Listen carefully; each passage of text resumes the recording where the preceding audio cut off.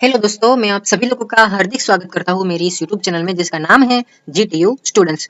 तो friends, ACPC यानी कि admission committee for professional courses में अगर हम बात करें कि अगर आप ग्रेजुएट हो और अगर आप एमबीए या एमसीए में एडमिशन लेना चाहते हो बट अभी तक जो है वो आपने कभी एसीपीसी के थ्रू एडमिशन का जो प्रोसीजर है उसमें रजिस्ट्रेशन नहीं किया है, या तो फिर आपने सीमेट और जो दूसरी एग्जाम्स आती है जैसे कि पीजी सेट यानी कि post graduation common entrance test, ये कोई एग्जाम दी नहीं है और अगर आपने पहले एडमिशन की जो प्रोसीजर है उसमें रजिस्ट्रेशन भी नहीं किया है बट फिर भी आप एमबीए या एमसीए में एडमिशन लेना चाहते हैं तो उसके लिए एसीपीसी ने जो गवर्नमेंट कॉलेज एंड ग्रांटीनर कॉलेज में जो कोई सीट्स अभी वैकेंट है तो उसमें डायरेक्ट एडमिशन यानी कि ऑफलाइन एडमिशन यहाँ पे आपको लास्ट अपॉर्चुनिटी दी हुई है। तो वही हम डिस्कस करेंगे कि कौन सी कॉलेज है और हम कैसे एडमिशन ले सकते हैं, उसका एप्लीकेशन फॉर्म जो है वो कैसे फिलअप करना है, रजिस्ट्रेशन फॉर्म है तो उसको कैसे फिलअप करना है। सो प्लीज अगर आप मेरी इस यूट्यूब चैनल में नए हो और अगर आपके फ्रेंड्स को भी सेम यही कोर्स करना है तो प्लीज आप अपने फ्रेंड्स के साथ भी ये वीडियो जरूर शेयर कीजिए। और सेम प्रोसीजर अगर हम बात करें तो एमई टेक यानी कि master of engineering master of technology में अगर आप एडमिशन लेना चाहते हैं, ठीक है, तो इसके लिए भी एसीपीसी ने डायरेक्ट एडमिशन यानी कि ऑफलाइन एडमिशन का सिनेरियो कंडक्ट किया है, जो मैंने डेट्स इंपॉर्टेंट आपको डिस्कस की है। तो वो वीडियो अगर आपने नहीं देखा तो प्लीज देख लीजिए, ये वीडियो की लिंक मैं आपको डिस्क्रिप्शन बॉक्स में डाल दूंगा, ठीक है। तो आज हम बात करेंगे वो है एमबीए यानी कि master of business administration and MCA यानी कि मास्टर ऑफ कंप्यूटर एप्लीकेशन। तो सबसे पहले अगर हम आप अपडेट की बात करें तो 3 सितंबर को 3 सर्कुलर आए हुए थे। तो सबसे पहले जो सर्कुलर है वो मेंशन किया गया है एआईसीटीई द्वारा वर्ष 2025-26 માટે પ્રવેશ પ્રક્રિયા પૂર્ણ કરવાની અવધિમાં વધારો કરવામાં આવતા એમબીએ એમસીએ અભ્યાસક્રમોમાં સરકારી તથા અનુદાનિત यानी कि government and grant in college में फोर्थ राउंड यानी कि ऑफलाइन राउंड यहाँ पे कंडक्ट हुआ है, जिसमें अगर हम बात करें तो वैकेंट सीट अभी कुछ कुछ कॉलेज में अभी बाकी है, ठीक है।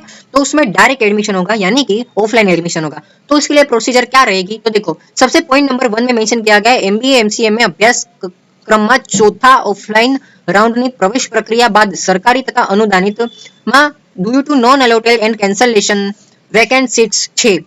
તો એની માટે જો કોઈ સ્ટુડન્ટ્સ ઓફલાइन એડમિશન લેવા માંગતા हो તો એ લોકો 4 સપ્ટેમ્બર થી લઈને 8 સપ્ટેમ્બર 2025 સુધી ગૂગલ ડ્રાઈવની લિંકમાં રજીસ્ટ્રેશન કરવાનું રહેશે। सो सबसे पहले जो इम्पोर्टेंट डेट है वो है 4 सितंबर से लेकर 8 सितंबर। जो गूगल ड्राइव की लिंक है वो ये वाली है, हम देखेंगे कि आपको सबसे पहले क्या करना है, ठीक है।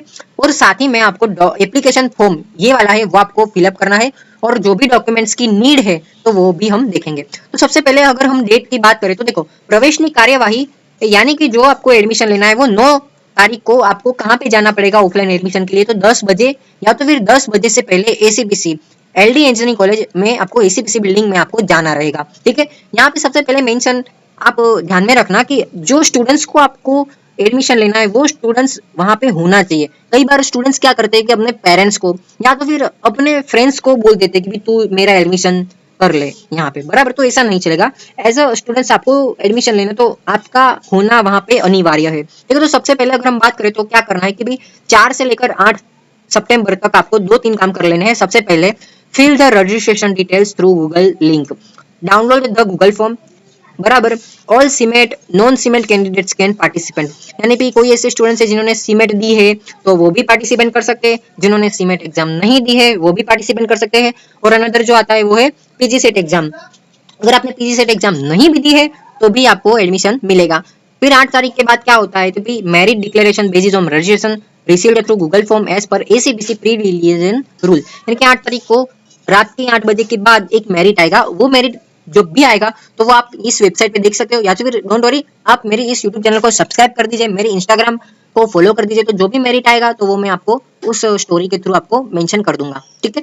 फिर 9 तारीख को जो भी मेरिट में जो भी स्टूडेंट्स का नाम आया होगा तो उनको 1500 यानी कि 1500 रुपीज कैश में लेके रखने हैं और आपको 9 तारीख को 10 बजे ACPC building LD engineering college में जाना है। यहाँ पे मेंशन भी किया है कि submission of forms with registration non-refundable fees 500 in cash only for non-registered candidates in online round ACPC, बराबर।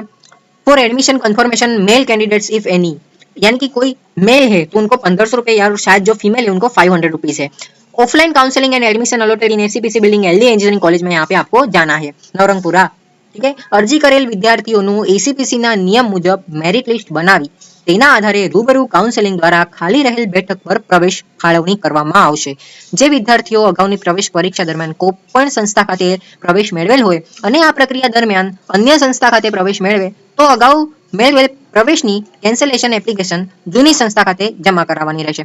अब कोई ऐसे स्टूडेंट्स है जिनको एमबीए या एमसीए में पहले से ही एडमिशन मिल गया है, ठीक है, बट यहाँ पे जो भी कॉलेज है, अब कौन सी कॉलेज है वो मैं आगे डिस्कस करता हूँ, ठीक है, बट आपको पता चला कि मुझे तो यार सेल्फ फाइनेंस में एडमिशन मिला है, बट यहाँ पे जो है वो गवर्नमेंट कॉलेज भी है जहाँ पे अभी देखे तो वैकेंसी है, तो क्या मैं इसमें भर सकता हूँ? तो हाँ, ऑब्वियसली आप भर सकते हो, बट सबसे पहले आप ये बात ध्यान में रखना कि अगर आपको यहाँ पे एडमिशन मिल गया ऑफलाइन अराउंड 5 में, बराबर, तो आपको क्या करना पड़ेगा, जो आपको जूनी कॉलेज है वहां पे आपको जाना पड़ेगा और फिर वहां पे एप्लीकेशन आपको कैंसिल करना पड़ेगा, यानी कि एडमिशन आपको वहां पे जाके कैंसिल करना पड़ेगा.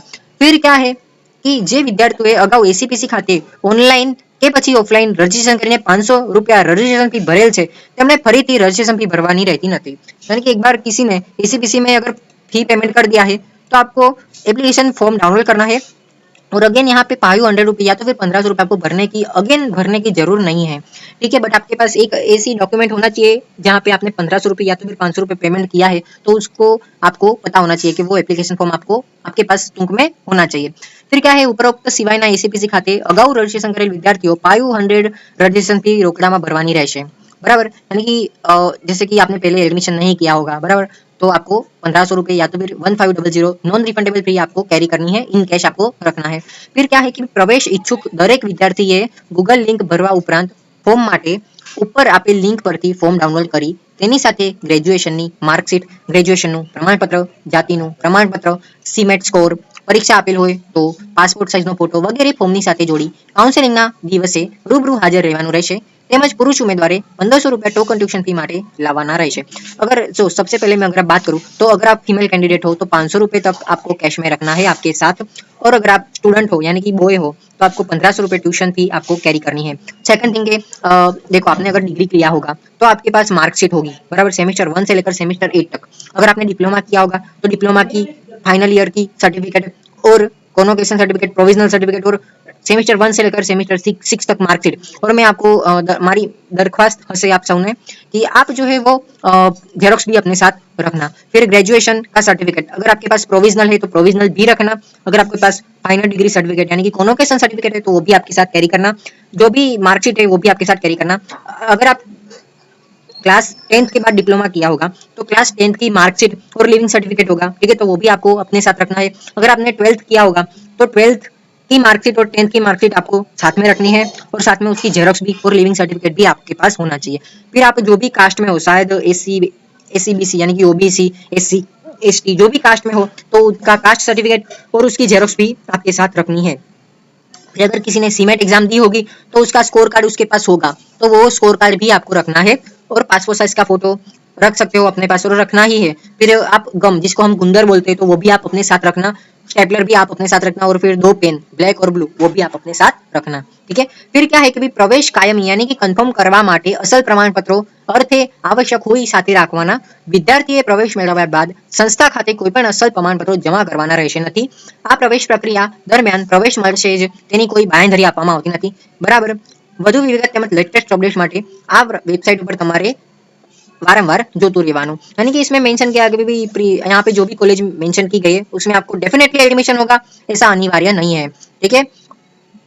फिर यहाँ पे क्या है कि अगाऊ कोई पण संस्था खाते प्रवेश रद्द करवानो थाय तो नियम 17 मुजब विद्यार्थीने रिफंड મળવા પાત્ર રહેશે અને एसीबीसी ना नियम 17 मुजब संस्थानी भरवापात्र फी संस्था स्तरे जो भरवानी थाय तो नियम मुजब चुकवવાની રહેશે. यानी कि सपोज करो कि आपको टोकन वहाँ पे बोला कि आपको टोकन फी 1500 भरनी है बट आपको एडमिशन ही नहीं मिला तो आपको वो फीस जो है वो रिफंड कर दी जाएगी, ठीक है. बट अगर आपको कॉलेज मिल गई तो आपको वो रिफंड नहीं होगी. फिर अगर आप आगे जाके वो कॉलेज में एडमिशन ले रहे हो कि नहीं ले रहे हो वो आपके ऊपर डिपेंड है. तो सबसे पहले अगर हम कॉलेज की बात करें तो एलडी इंजीनियरिंग कॉलेज में स्पेशली एमसीए में, यानी कि एलडी इंजीनियरिंग कॉलेज जो है वो गवर्नमेंट कॉलेज है और उसमें एमसीए में अगर हम बात करें तो एक सीट जो है वो वैकेंट है. फिर government MCA college Maninagar east जो गवर्नमेंट कॉलेज है उसमें एमसीए में 8 सीट अभी वैकेंट है. फिर ग्रांट इन एड कॉलेजेस की अगर हम बात करें तो ये सारी की सारी ग्रांट इन कॉलेज है जिसमें department of computer science MK Bhavnagar university, department of computer science रुल्लावाला कंप्यूटर इंजीनियरिंग, बराबर, कंप्यूटर सेंटर वो एमसीए के लिए, अगेन एमसीए के लिए government of computer science Saurashtra university, department of computer science Veer Narmad South Gujarat university, faculty of management and information शायद Dharam Singh Desai university यानी कि डीडीयू, इसमें एमसीए के लिए। फिर post graduation department of computer science and technology Sardar Patel university MCA के लिए है।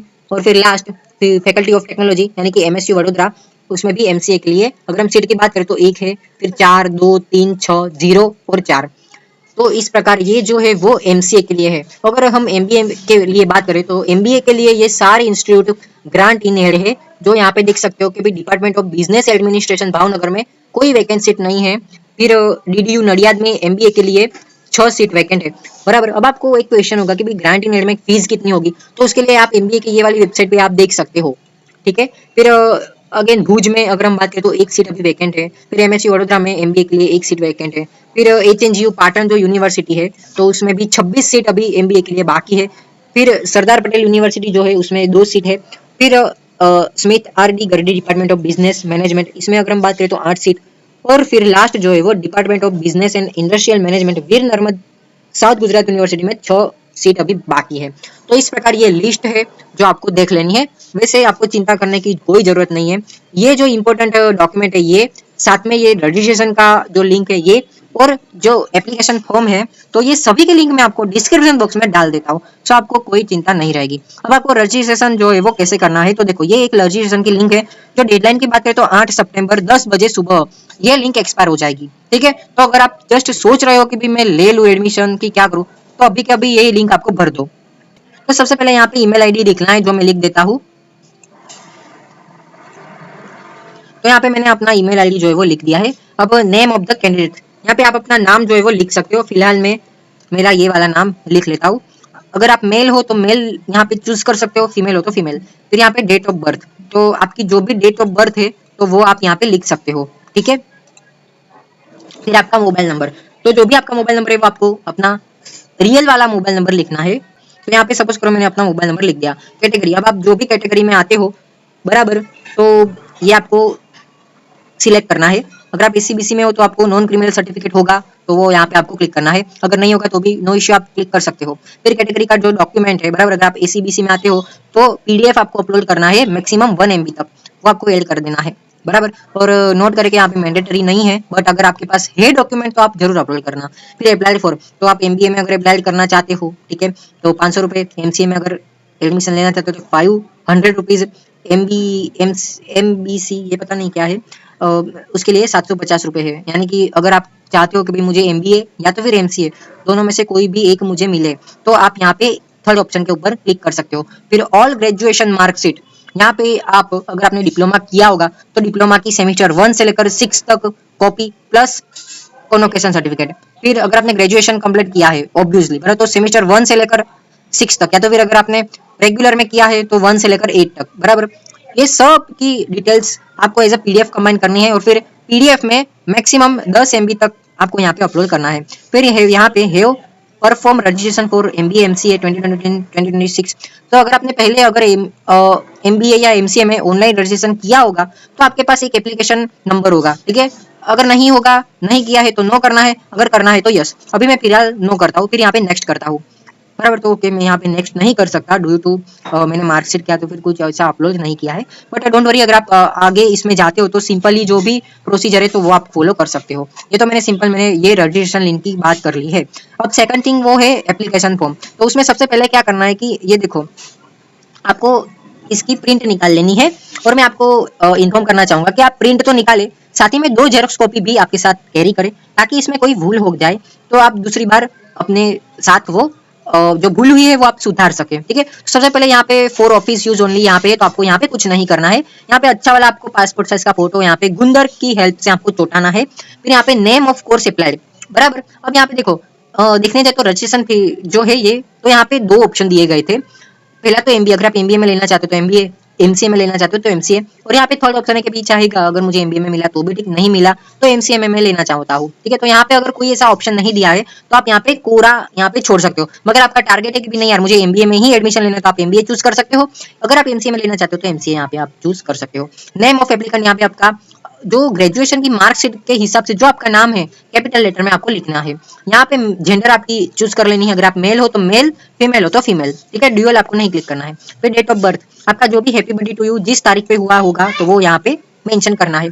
फिर एड्रेस ऑफ कोरस्पॉन्ड्स, अब यहाँ पे जो आप एड्रेस लिख आप जहाँ पे रह रहे हो वो एड्रेस यहाँ पे मेंशन करना है। सिटी मेंशन करना है, डिस्ट्रिक्ट, तालुका यहाँ पे मेंशन करना है। आप अपना मोबाइल नंबर यहाँ पे मेंशन करना, ईमेल आईडी मेंशन करना, ठीक है। फिर सीमेट स्कोर, अगर आपने सीमेट एग्जाम दी हुई है तो यहाँ पे सीमेट का स्कोर और ऑल इंडिया रैंक यहाँ पे मेंशन करना है। अगर नहीं दी हुई है तो यहाँ पे कुछ नहीं करना है। यहाँ पे बेनिफिट ये होगा फ्रेंड्स कि अगर आपने सीमेट एग्जाम दी होगी तो सबसे पहले आपको प्रायोरिटी दी जाएगी। ऐसे ही एसीपीसी का मेरिट नंबर, अगर आपने एसीपीसी में एप्लीकेशन दी हुई है, पहले रजिस्ट्रेशन किया होगा तो एक एप्लीकेशन नंबर होगा तो वो यहाँ पे डालना है। अगर आपके पास एप्लीकेशन नंबर नहीं है तो डोंट वरी, आप इसको कोरा छोड़ सकते हैं। फिर जो भी आपकी कैटेगरी है, सपोज करो कि आपकी ओपन कैटेगरी है तो जस्ट आपको यहाँ पे ओपन यहाँ पे नीचे क्लिक कर देना है और बाकी जो है तो उसको आप ऐसा क्लिक कर सकते हो, ठीक है। फिर status of online admission through ACPC, अगर आपने एसीपीसी में पहले ऑनलाइन एडमिशन किया था तो यस, नहीं किया होगा तो नो। फिर इफ अबो यस तो नेम ऑफ इंस्टीट्यूट, अगर आपको सबसे पहले एसीपीसी में से जो कॉलेज आपको मिली हुई है तो अगर आपने यस किया होगा बराबर तो वो कॉलेज का नाम, अगर नहीं मिली हुई तो आपको नो मेंशन कर देना है। फिर एचएससी कंप्लीटेड फ्रॉम गुजरात, अगर आपने एचएससी गुजरात में से कंप्लीट किया होगा तो यस करना है, नहीं कंप्लीट किया होगा तो नो। अब यहाँ पे कोई ऐसे स्टूडेंट्स है जिन्होंने डिप्लोमा इंजीनियरिंग किया होगा तो यहाँ पे कुछ नहीं करना है आपको, ये खाना कोरा छोड़ देना है आपको, ठीक है।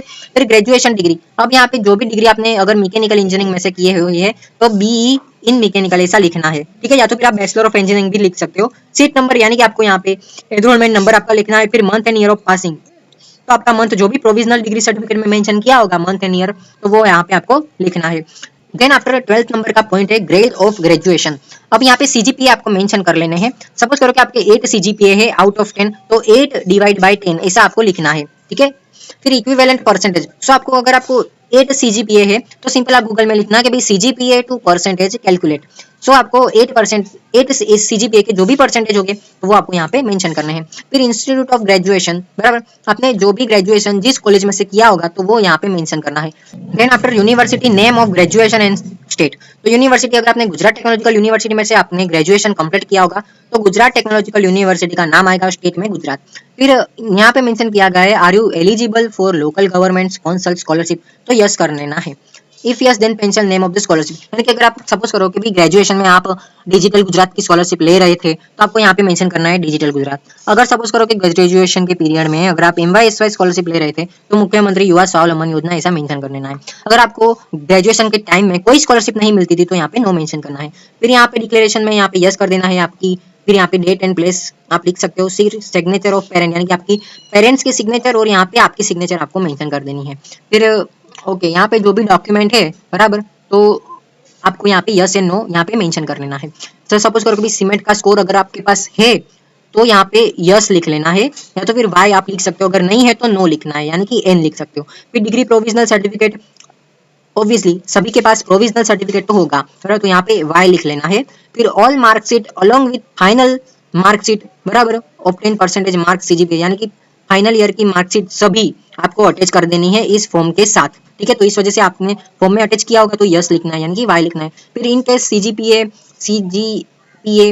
To percentage formula certificate provided by university. अब देखो गुजरात टेक्नोलॉजिकल यूनिवर्सिटी में एक सर्टिफिकेट आता है जो CGPA to percentage formula certificate आता है, ठीक है।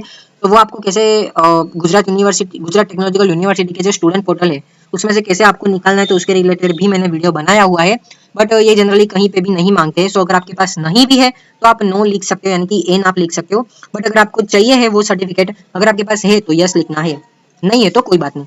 For SEBC non criminal Parikshit for in Gujarati issue after 1/4/2023 issue by government of Gujarat, अगर आपके पास नॉन क्रिमिनल सर्टिफिकेट है तो यस, नहीं है तो फिर नो, और अगर है तो आपको इस फॉर्म के साथ आपको अटैच कर देना है। फिर EWS सर्टिफिकेट के लिए भी ऐसा ही है, फिर SC/ST कास्ट के लिए भी ऐसा ही, और फिर HSC मार्केट अगर आपने पास डिप्लोमा किया होगा तो उसके रिलेटेड आपको प्रोविजनल या तो फिर कॉन्वोकेशन सर्टिफिकेट आपको कैरी करना है विथ मार्कशीट।